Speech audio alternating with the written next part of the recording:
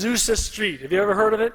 It's in Los Angeles. It's the birthplace of the Pentecostal movement, which is now 500 million strong across the world. That's where it started, in a little rundown church on Azusa Street in 1906. And so Rick Joswick is saying, send Bishop and Mrs. Edwards. They're Pentecostals. They love true parents. Send them out here, and we're going to have another Azusa Street revival that'll shake the world, centering on our true parents. What do you think? Azusa Street.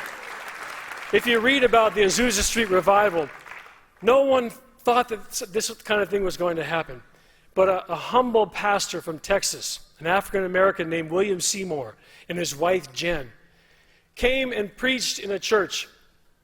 And God did a great thing. People started speaking in tongues. They were filled with the Spirit.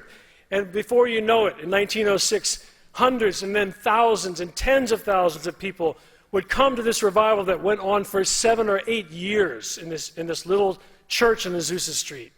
It became worldwide. People came from around the world, and they spoke different languages, but the people of the church would interpret their language to them. And it was growing and growing and growing. Of course, the papers thought it was crazy. And you know, it was so scandalous because in 1906, at the height of Jim Crow, there were blacks and whites together in that church. It was scandalous, I tell you. You should read the newspaper accounts. They couldn't believe it.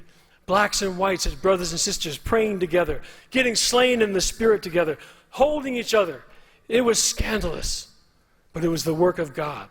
It was interracial. And you know what else? It was guided by women leaders. Women leaders.